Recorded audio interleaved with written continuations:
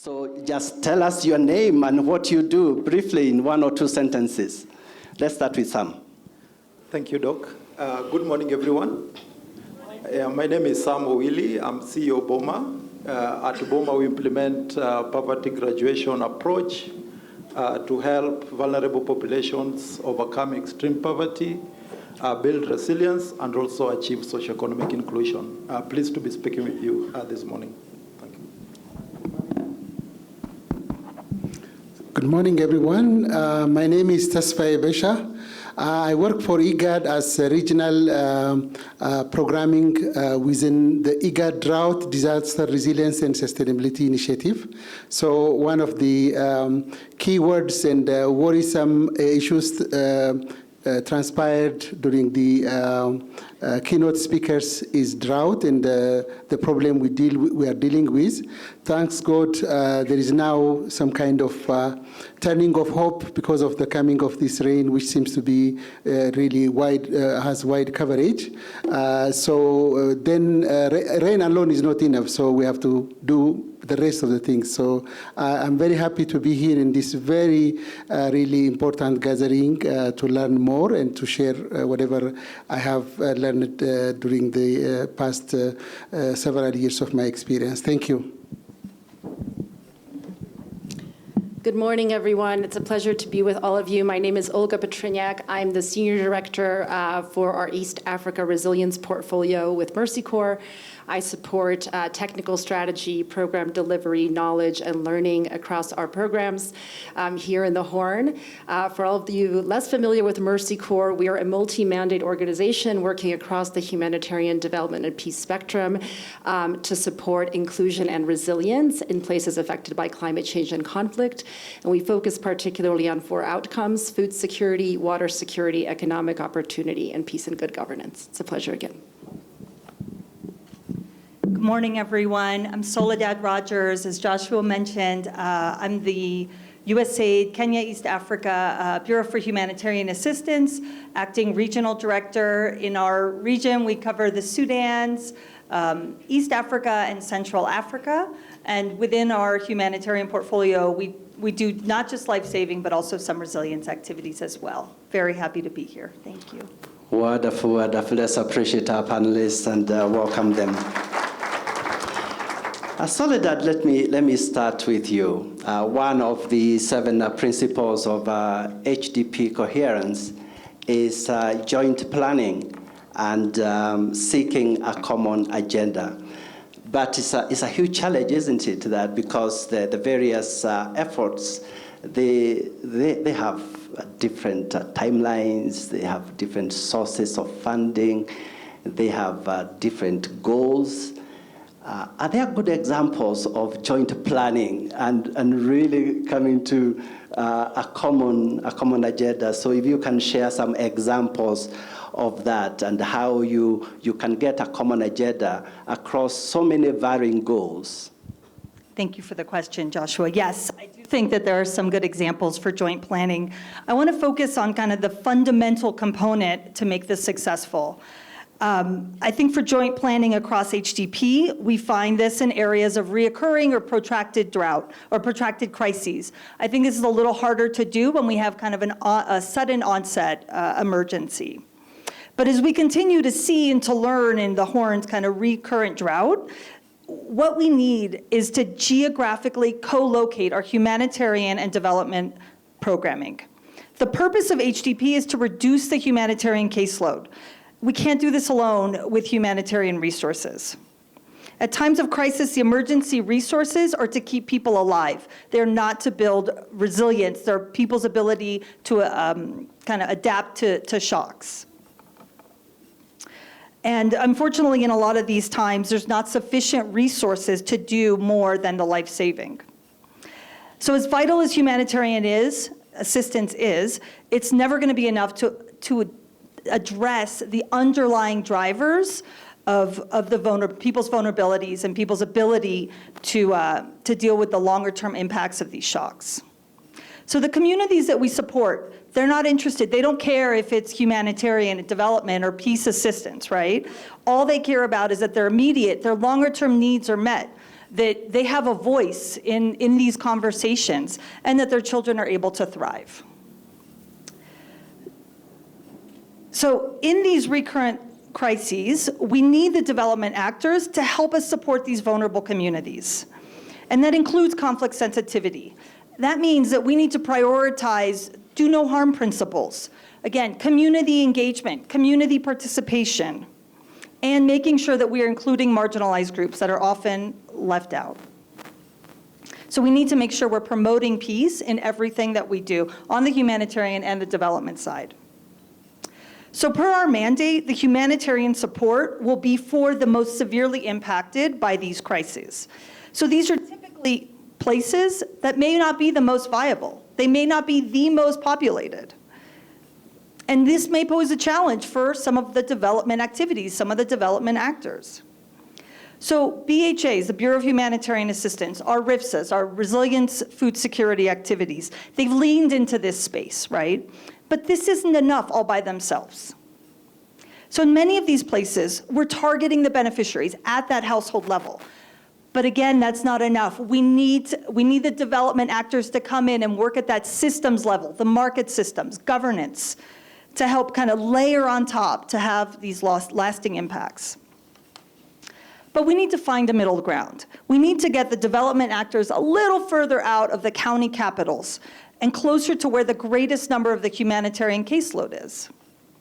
So once we have that overlapping geographic area, and we do intentional joint planning, then we're going to be able to help the most vulnerable households and families and countries kind of be more resilient to these crises, current and the next crises, right? I am not naive to think that this is simple, right? I do believe that there are opportunities to sequence, to layer, to integrate, and we have to be intentional and do this together. And I'm really hoping that this week we can start having some of those conversations that can bring us together to do this in more places. Thank you, thank you. Olga, let me come to you and want to talk about another principle of HDP coherence, and that is shock responsive adaptive management. And the question I want to put to you is if you can give us any examples and lessons learned of applying the shock responsive adaptive management, particularly in a crisis context of multi-year development of resilience programming. And the question is, how are you able to continue to focus on development outcomes and build future resilience, while also obviously also interested in the immediate humanitarian needs? So if you can share with us about that, that would be helpful. Absolutely, and thanks so much, Joshua, for the question. And I actually think my response will build off of a lot of what Soledad said and what was discussed in the opening remarks. So, as a resilience organization working in settings that are affected by climate change and conflict, I think we're acutely aware that any multi-year development program that we have will inherently face multiple large-scale shocks, right? This is the normal. It is not an anomaly. And so we have to go into the development work with really our eyes wide open, recognizing that we're going to have to adapt and pivot to adequately respond to these shocks. And so planning for pivoting, designing for pivoting, implementing with these pivots in mind has really become part of how we work. And I think, as Soledad said, it's really important to recognize that communities that we work with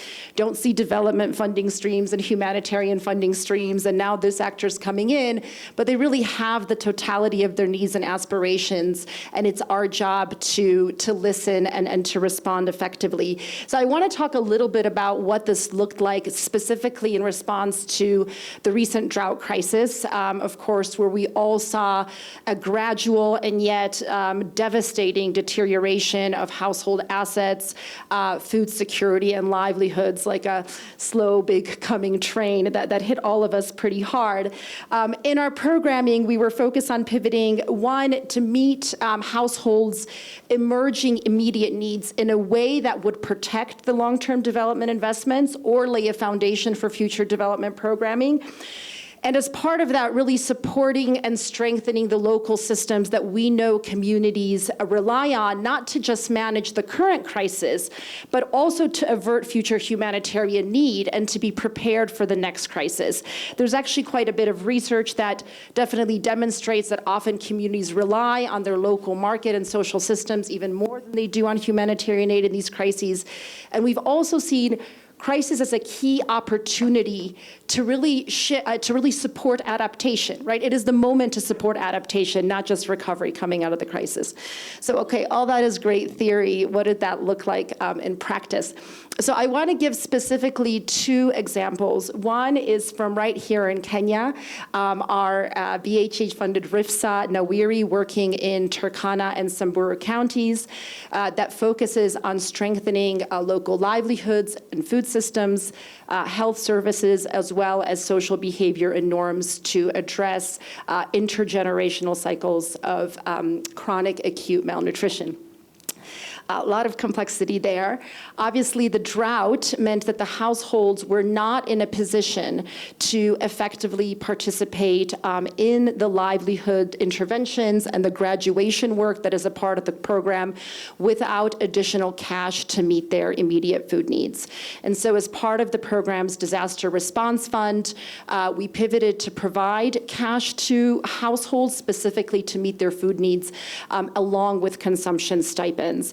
And households very clearly told us that that additional support coupled with the mentorship and the grants for livelihoods really enabled adaptation and diversification of livelihoods even in the midst of drought, meaning those livelihoods were already adapted to those drought conditions and could support recovery.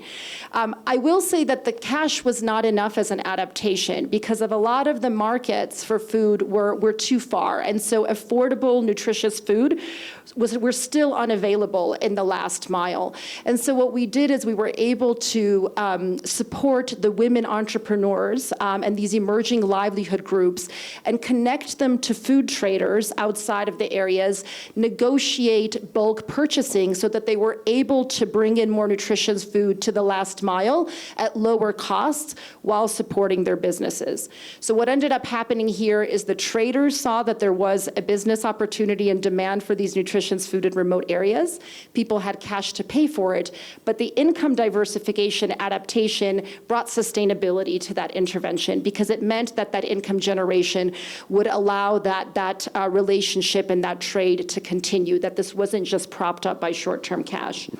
I want to now just give one more example from our Feed the Future funded program, RIPA in Ethiopia. So RIPA is working on strengthening on and off farm market systems, rangeland management, and nutrition services for resilience, income growth, and food security. So at the onset of the drought, RIPA was monitoring livestock body condition and market prices to really understand where and how it should adapt its market systems programming. Unfortunately, that program had quite a substantial crisis modifier, and it was able to then at the right time work with its existing market private sector partners in order to continue to provide key emergency services for last mile pastoral households. So just as quick examples, it partnered with local livestock traders for livestock offtake that allowed those market relationships to continue, but it also had a huge return on investment. So RIPA subsidized traders with just $7 to take off one shoat, to offtake one shoat. The trader paid the household $42. So to sell 3 shoats, a household received $126 in cash for a $21 program investment. A simple cash transfer would have been 5 times that price.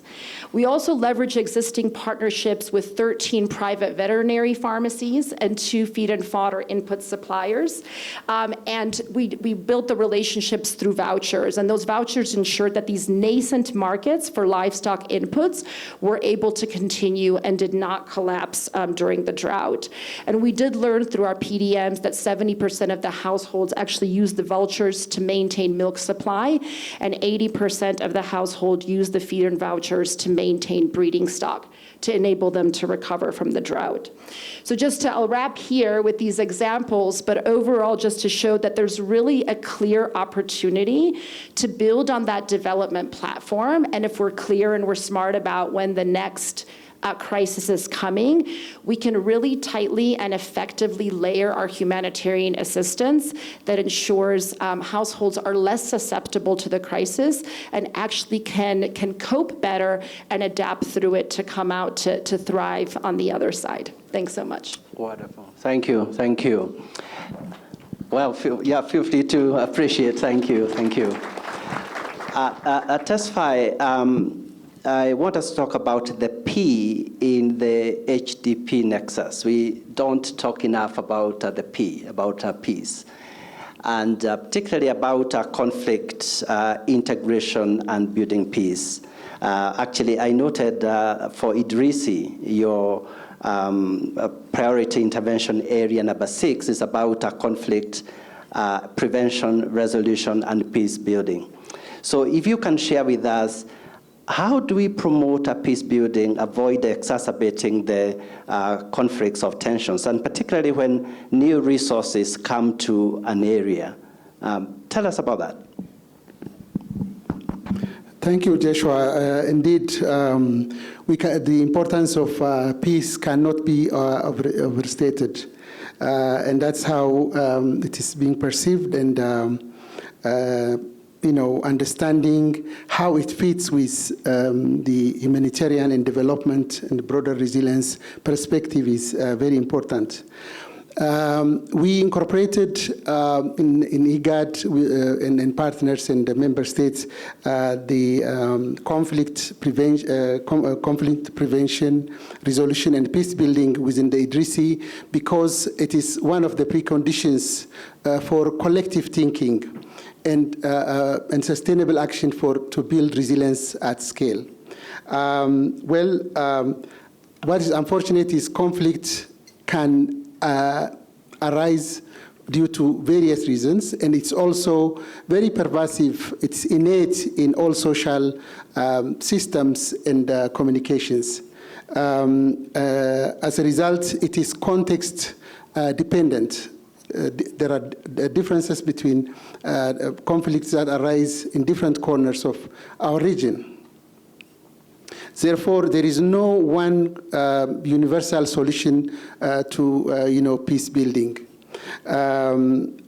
Whilst conflicts may arise due to various factors, conflict arising from differential access to resource, and those which are maybe triggered by other existing resources can be managed differently. For the conflicts that you mentioned regarding, because of introduction of external resources such as development assistance, those ones may be, resolved through equitable distribution of resources, addressing the needs of different social groups according to their needs. This can be addressed. They are not even that difficult. What is even more difficult and deep-rooted is conflicts that may arise because of other resources such as land and water, bodies such as lakes, rivers, forest products, minerals, perceived mineral and other valuable, underground resources. These are very, really challenging, and they require a complex approach. And as my colleagues, the previous speakers mentioned, we need to really think about peace. Unless a given society has a peace and have that, feeling, and the environment is conducive for undertaking development activities, that cannot happen. And in IGAD, we know it from our day-to-day activities. And by the way, I'm not alone from IGAD, even though all of you are IGAD as long as you are in the IGAD region and work in the IGAD region. I have my colleagues with me, 6, 7 of them sitting all over. So during the tea break and lunch break, you can interact with them as well. To give you just one example, in the case of Ethiopia-Sudan border, we initiated cross-border activities through migration, through ICPAL and so on, but those were interrupted because of the story you know. We start, and then the conflict began, and then we stop. And even sometimes we have to be forced to move those resources to other areas because there is no condition, a good condition for implementation. So just to really underline some key issues in the understanding conflict and conflict analysis, we need to really get to the profile of the conflict. What is the context that triggered and brought about this conflict? We need to understand the political, economic, social, institutional, structural issues underneath. Just not something happening on the surface, but what is really under the conflict. Then we need to understand about actors involved. Who are they? And how are they related? What is their interest, concern, fear, frustrations? Why did people really come into conflict? Why conflicts arise? So a lot of issues are there. There is a power issue. Conflict is about power. Maybe one may take action when they feel like they can win, or when, all this. So resources they have has to be also understood. And finally, one or 2 points, then we need to go into those, based on those information, go into the root cause of conflict. What are the structural issues and the proximate causes of conflict and so on. So then we need to understand the dynamics of conflicts, how it trends over time. Therefore, we can manage it properly. So just in brief, this is what I want to say. Thank you. Very good. Thank you. Thank you. Let's appreciate him. Let's appreciate him. Sam, let me come to you. Earlier on, Soledad mentioned that for the local actors, they are not interested whether it is HDP or any other sectoral stovepipe. They are interested in the support they are getting, and there's a sense in which, when you talk about HDP coherence and local ownership, they are related, because the local people, we talk about them being the nexus dwellers. They are really receiving these challenges and shocks and stresses. Tell us, for Boma, how are you reinforcing local systems? How do you foster trust? How do you establish mutually accountable relationships? If you can share with us. Thank you very much, Dr. Wathanga. And being a local actor, I think I'm representing so many voices that are within the room.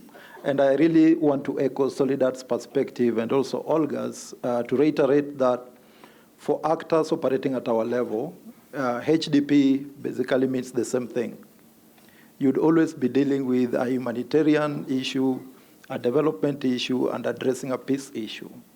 And basically for those last mile populations, they would expect that the local actor become the first point of call in addressing the HDP needs. So to us, the HDP coherence then becomes a requirement rather than an option. And I believe many of us would want to resonate with that. So narrowing it down to the Boma's perspective, for Boma, we really did take time to understand the local context and use the local people-centered framework to develop a solution that was relevant and responsive to their local needs. And that is really why, if you know the history of Boma, we started off in 2005 as a small CBO in northern Kenya, basically working in just a small village. And that was intentional because we wanted to test and iterate the BRAC graduation model and see what components were working for northern Kenya and which components we needed to adapt and adjust to make that program or methodology applicable within that context. So we tested so many things. We tested, starting off with a loan, starting off with a grant, the grant amount, using local facilitators, local volunteers, or using hired mentors to provide the coaching and the hand-holding that was needed. And through that iterative process, over the 7 years of between 2005 and 2012, we finally came up with a solution that was locally owned, that is locally led, and locally sustained to date. So the graduation approach that we offer, the Rural Entrepreneur Access Project, creates a platform which therefore we can layer other sectoral priorities, be it nutrition, like we are doing under the BHN Awiri led by Masiko, or market systems development, like we did with ACDI VOCA under the Kenya Livestock Market Systems, or that we are currently doing with the national government of Kenya under the Social Protection Department for Social Development to train them to understand how to implement graduation to address the social protection needs. So to us, what really worked is, number one, establishing a solution that recognizes and appreciates local capacities, one that is identical with the local resources, and three, also building the shared understanding, shared value, and a common agenda with the local actors and specifically the local governments and the communities. So if you integrate all this, having people at the center, integrating the local structures and building in government's voice, in a more amplified manner, we can call that to have really worked for the BOMA model. Then the question then comes like, so why has it not worked for majority of people? Because this seems to be the question in the room. How do we make the localization of solutions work? And I want us to reflect on the timeline, 2005 to 2012, 7 years. So the question is, when you're speaking from the implementers or the actors' point and from the funding point, where do we strike the balance of risk? Would we agree to spend that much time to test solutions, iterate them, and identify the point that works? So that's the question. And how many of us local actors are also ready to invest in systems that improve our accountability, to inspire confidence on the part of the funding partners to support the course which we take? So that is the question. And I think if we can answer those two questions, we'll be really able to see how at local actors level we can achieve the HDP coherence moving forward. And also adopt the principles of HDP coherence, ensuring accountability and reporting back on particular metrics that will gauge whether we are progressing or where we are retrogressing on the commitments we have made. So that's the question that I would put to the room. Thank you. Wonderful, wonderful. Thank you. Let's appreciate Sam. Soledad, let me come back to you. And upholding humanitarian principles, a very, very important value and a principle for HDP coherence. Now, these are your HDP fellow practitioners. Could you share with them how do you go about upholding the humanitarian principles so that they are supported by resilience and peace efforts? Great, thank you, Joshua. So saving lives is the foundation of our humanitarian assistance. And the humanitarian response must be carried out based on need alone and prioritizing, again, the most vulnerable and targeting the hardest to reach. Now, we refer a lot to humanitarian principles, but I just want to take a minute and go over them and make sure we're all kind of clear on what we're talking about. Because humanitarian principles provide the foundation for our humanitarian action: neutrality, humanity, impartiality, and independence. So humanity, that is to prevent and alleviate suffering whenever it is found. Neutrality, humanitarian actors must not take sides. Impartiality, humanitarian action must be carried out on the basis of need alone. And independence, to remain independent from political, economic, military, and other non-humanitarian objectives. Now, with these in mind, and in almost all cases, that is how we program and target our humanitarian assistance. Now, I want to ground this in today's reality, where the global crises are massive and the needs are at an all-time high, and that there are not enough resources to address all of this. So when I first started on working in humanitarian assistance about 15 years ago with Legacy Food for Peace with USAID, we were targeting, households that had food insecurity of IPC 3 and greater. Now, we're not able to do that. We're not even reaching people in IPC 4, given the kind of the unprecedented drought that we've seen in the Horn. So the humanitarian principles are what guide our targeting and our response to achieve, again, the most severely hit, the hardest to reach.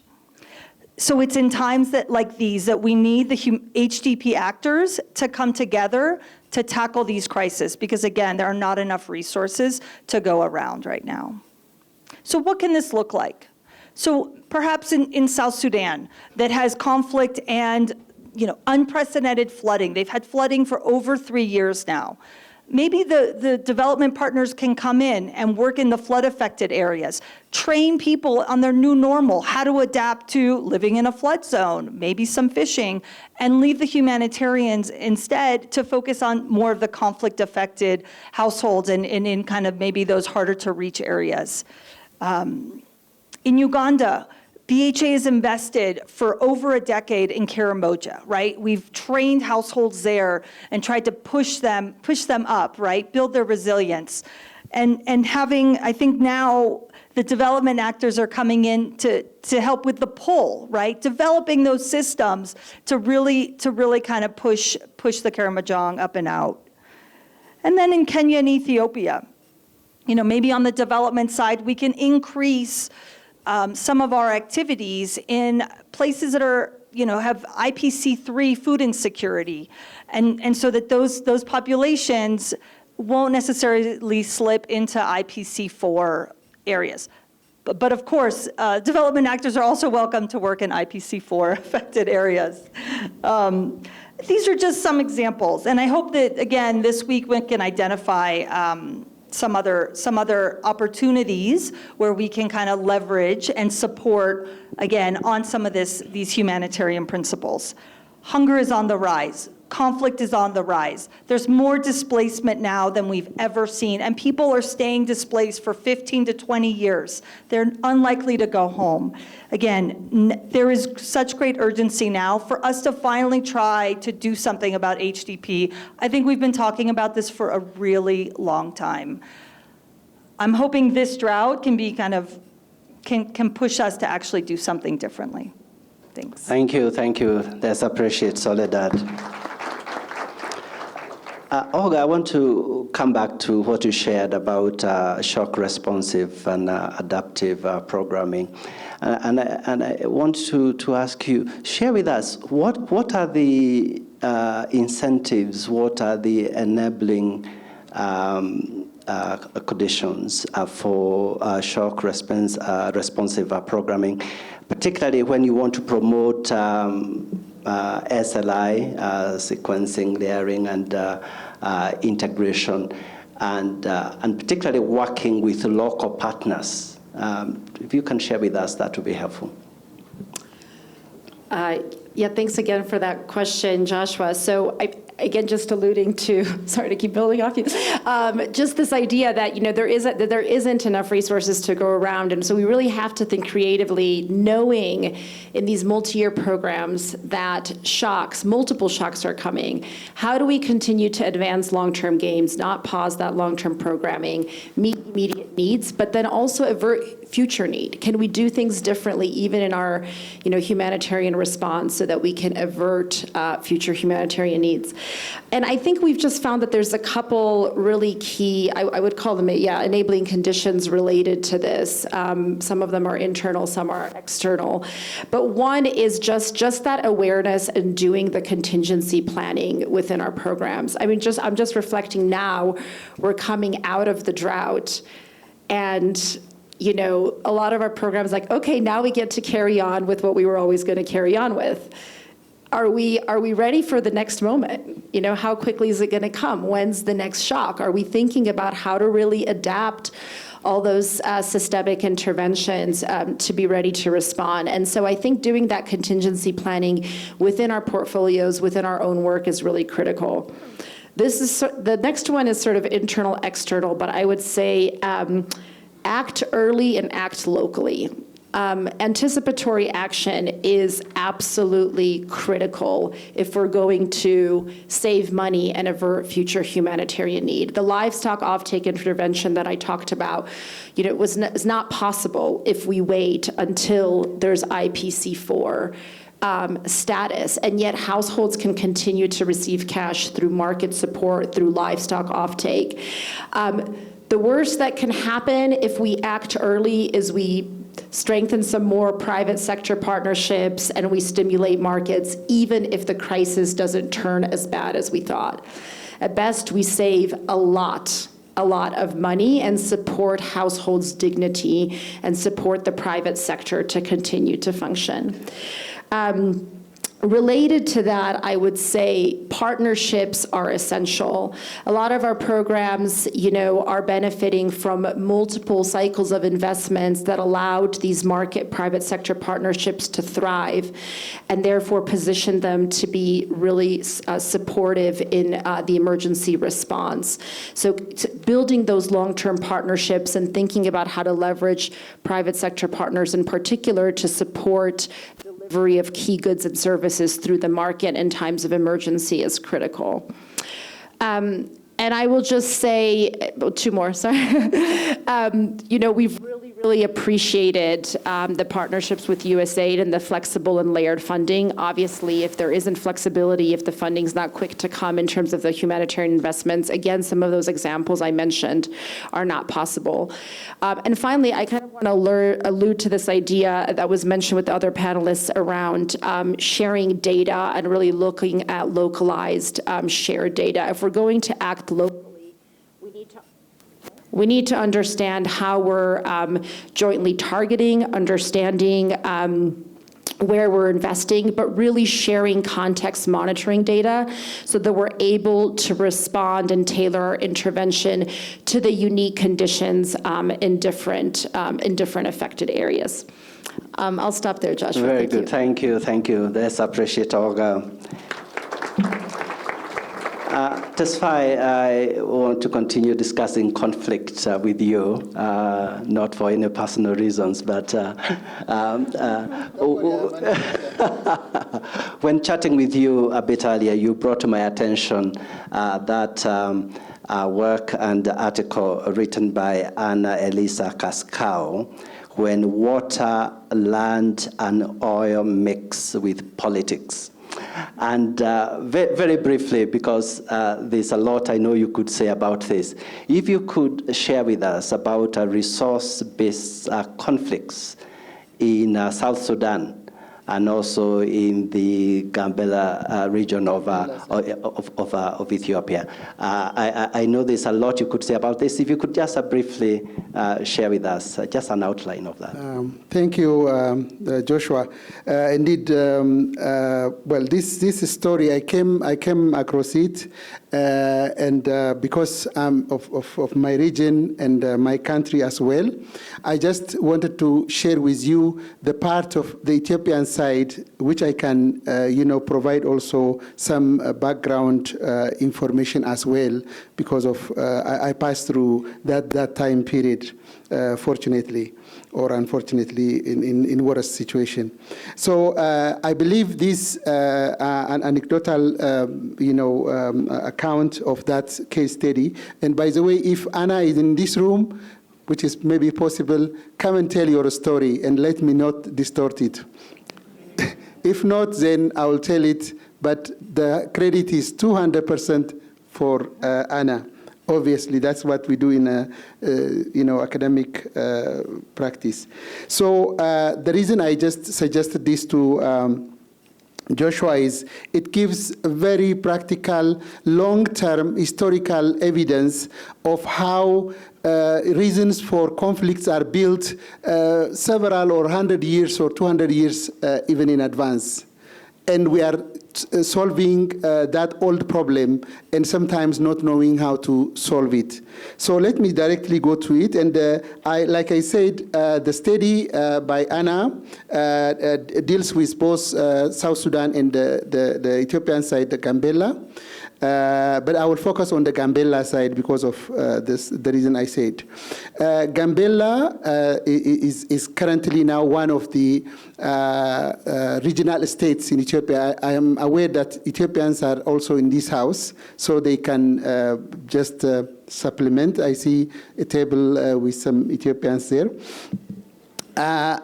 So if I tell the wrong story, the witnesses are here. So coming to the story, Gambella actually was under the British administration during 17th and 18th century.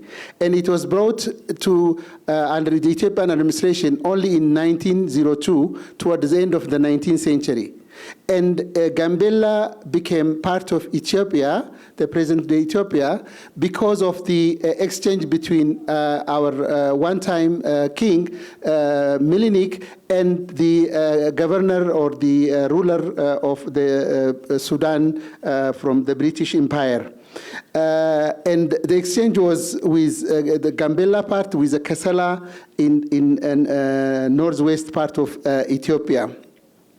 And you can imagine, and guess where this story will lead to.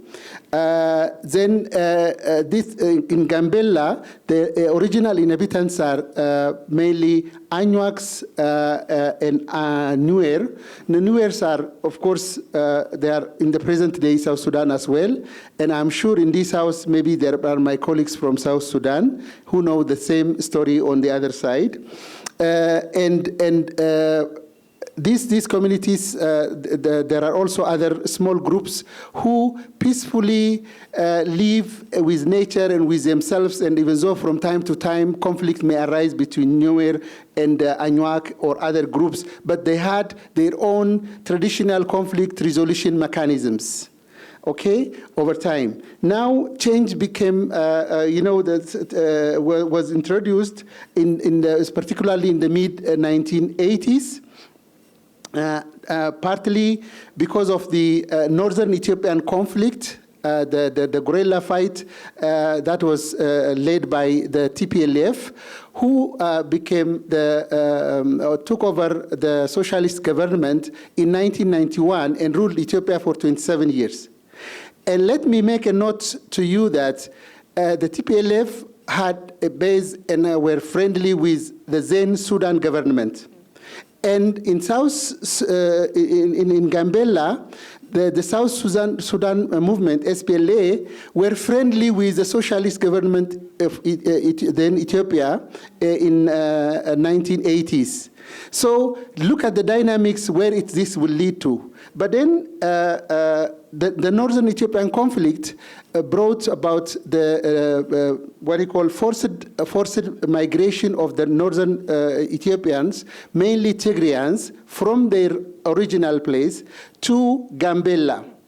And because of the civil war in Sudan, people were displaced. And about 300,000 people had to move to Gambella spots.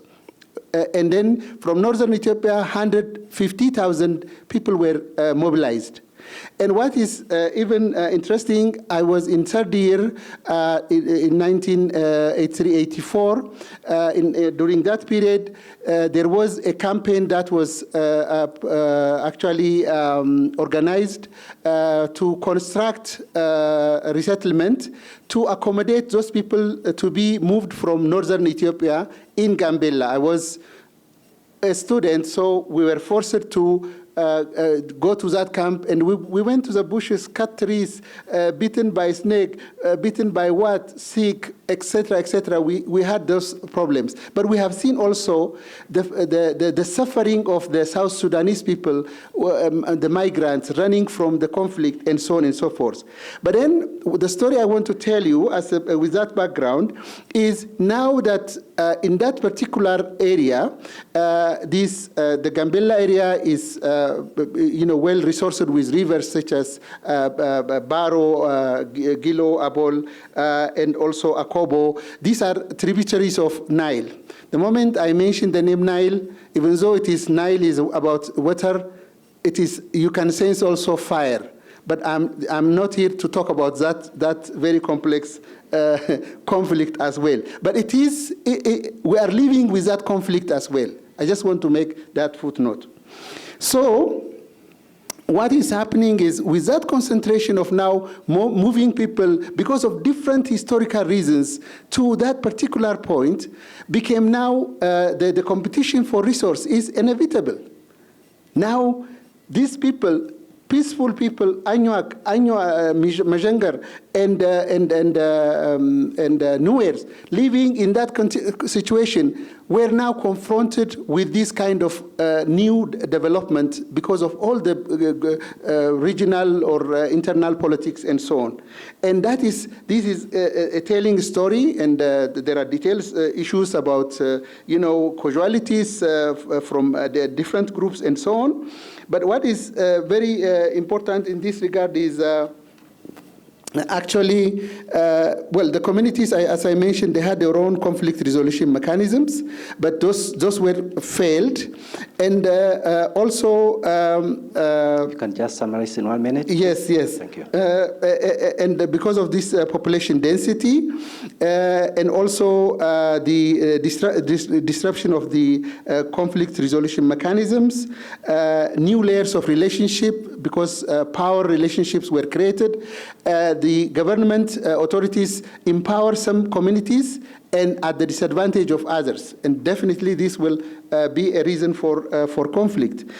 Increasing dependency on food aid. Now migrants from Sudan, migrants from displaced people from northern Ethiopia, now it has discouraged actually the local agricultural activities. But then because of the later on,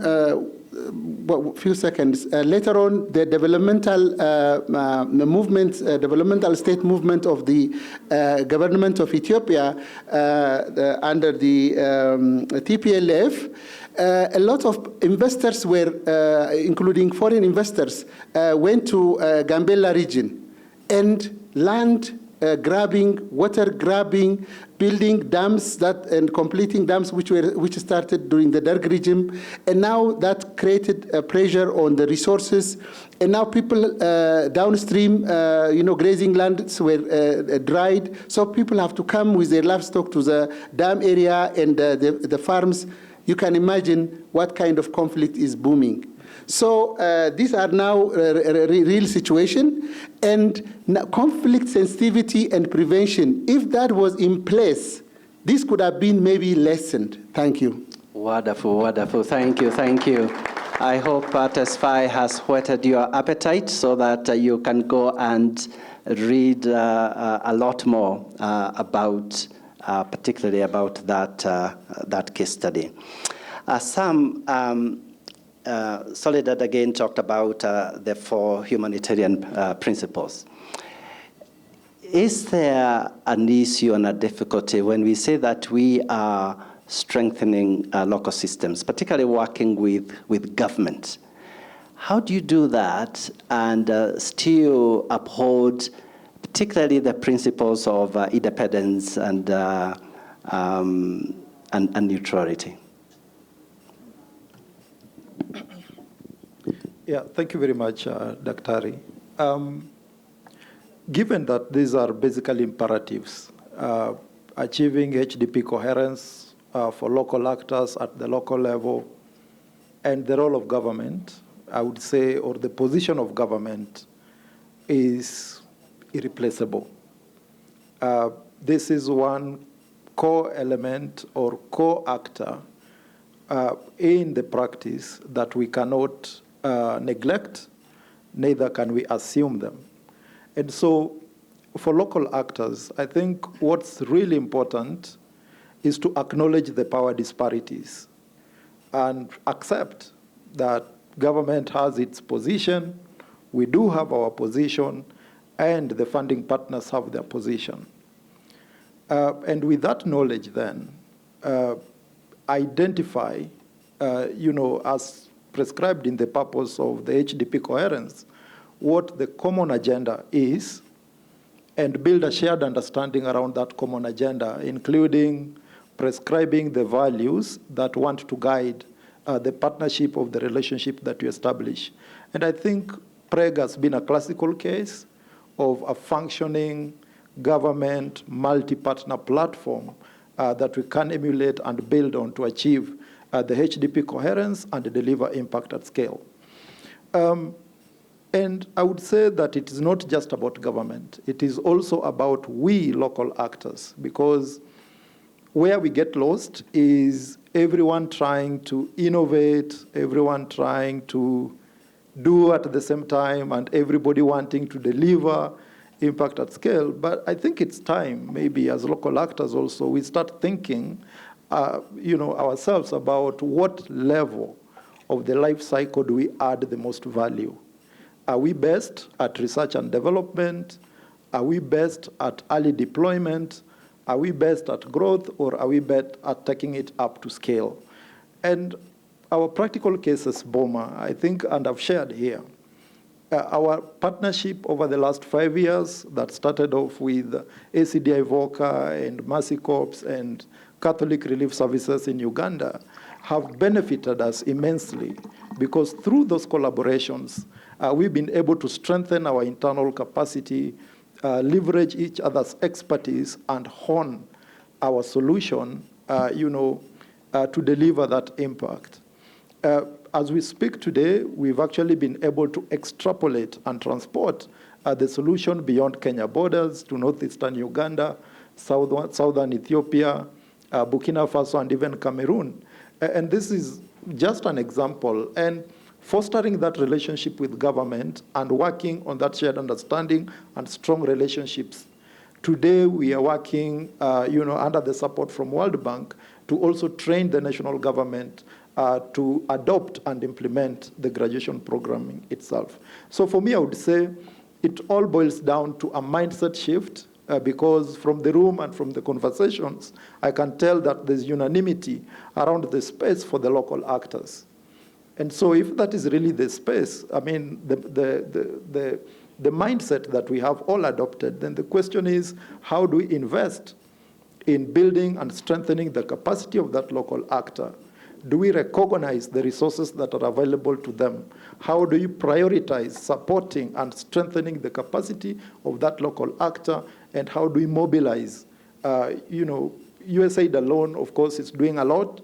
We appreciate the support so far to the local actors, but how do we also invite other people within your space to support the agenda about promoting local actors to support daily impact, sustainable impact at scale? Yeah. Thank you. Let's appreciate Sam. Sam, let me ask you one more question. I was looking at that booklet on the programming considerations for HDP coherence. And I saw a comment, let me just read this for you. It says, and I quote, USAID can add a value, the importance and understanding local systems and engaging with local actors. End of quote.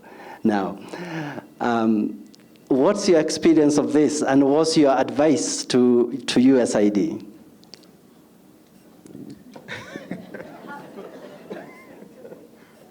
Well, that's a hard question, but one which I really must handle, because I know I represent the voices of many local actors around. But I think if it would benefit USAID, and if they would have a heart and a position to listen to this,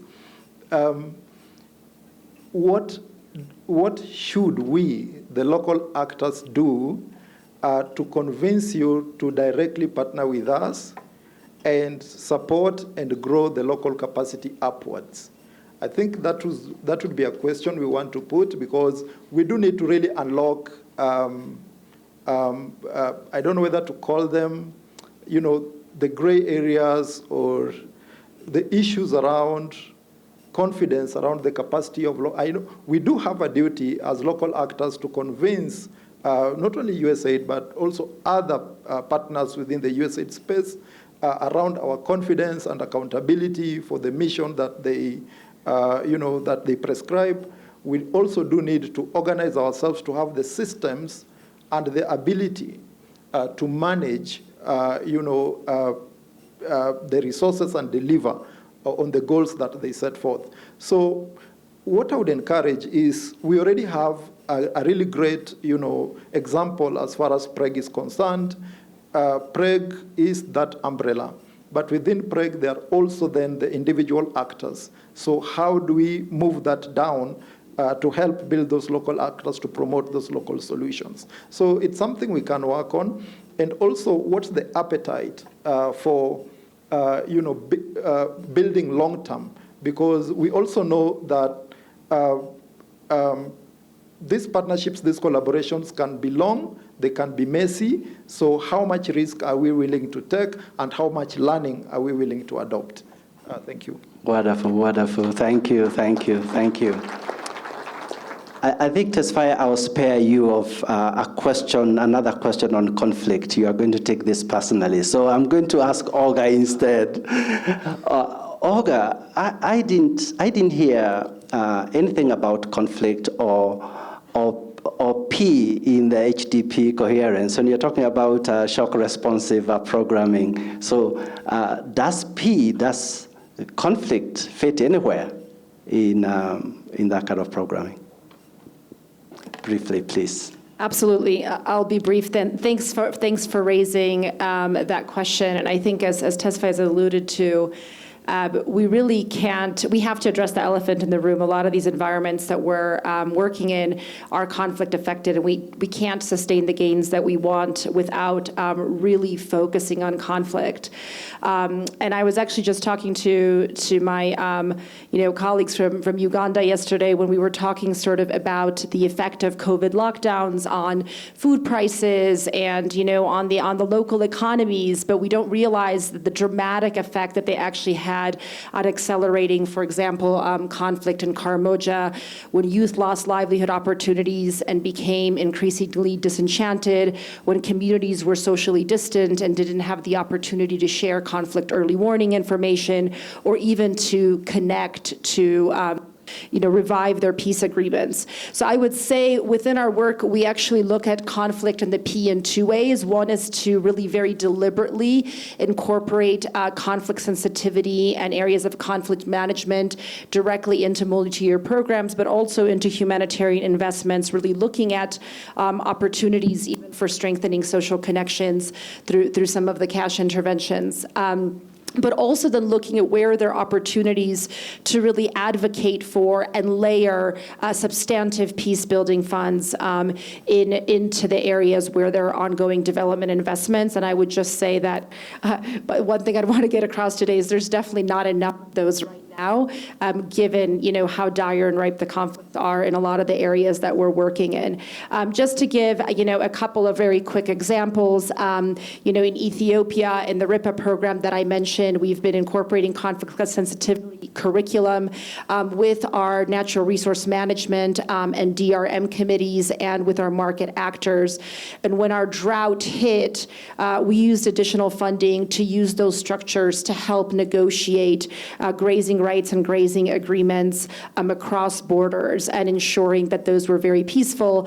And a lot of the work that we did in terms of supporting interest-based negotiation allowed those peace structures to actually go and communicate some of these agreements at a very localized level to ensure that conflict didn't erupt.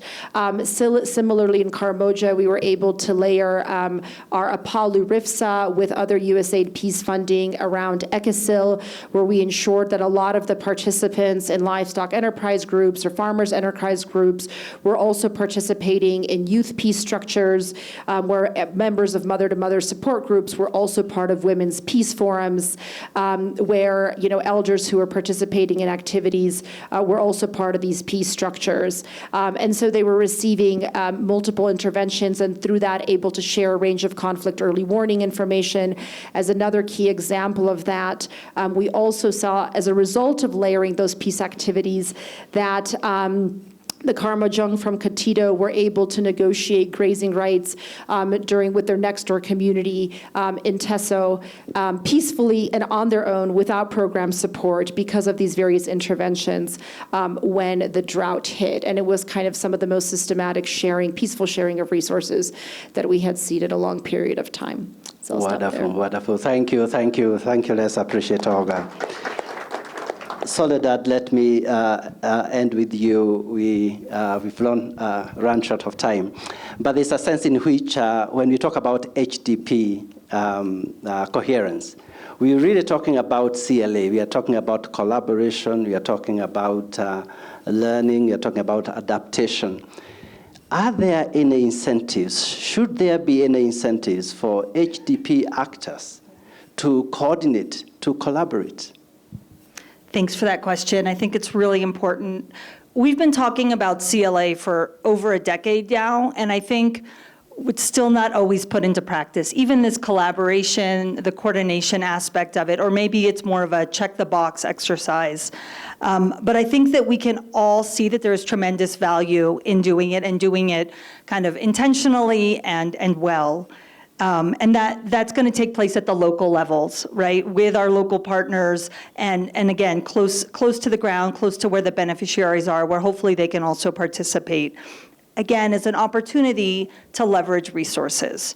Now, we recently saw this in Kenya, a really good example of it.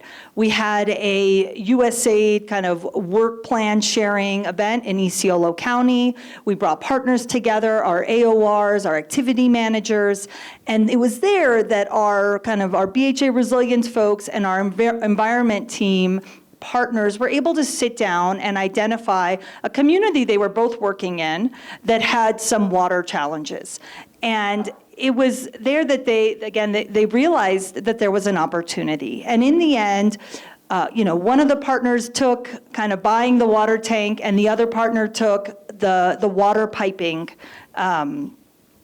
expense. And together, they were able to bring clean water to this community. And so again, I think there's other opportunities like this if we really come together and intentionally sit down and are talking to each other. Again, this intentional collaboration and coordination. Now, in terms of incentives to collaborate, I think the obvious one is the desire to make sure that the people we're helping, we're doing the best we can to help address their needs. But in thinking about this question, I think we need to perhaps kind of consider maybe if USAID needs to be a little bit more explicit, and perhaps even kind of demand that collaboration is given kind of demand collaboration given that it's essential to a successful HDP coherence. Now, even though CLA is needed for the HDP nexus, to date, in most cases, USAID hasn't been explicit in requiring it. We encourage it, we've applauded it, but we haven't put it as a measurable deliverable in partners' work plans and in awards. And maybe this is something we want to consider. Now, I recognize this has to be a two-way street. USAID, AORs, CORs, activity managers, we need to prioritize this. We need to hold people accountable. And again, this might change the way we do things, but I think maybe it's time that we consider something like this. Again, collaboration, we've seen this work. Let's do more of it. Let's be intentional together. Thank you. Wonderful, wonderful. Thank you very much. And let's appreciate this team of our panelists. Haven't they done a good job? Wonderful, thank you. Thank you very much. You can retire to your seats.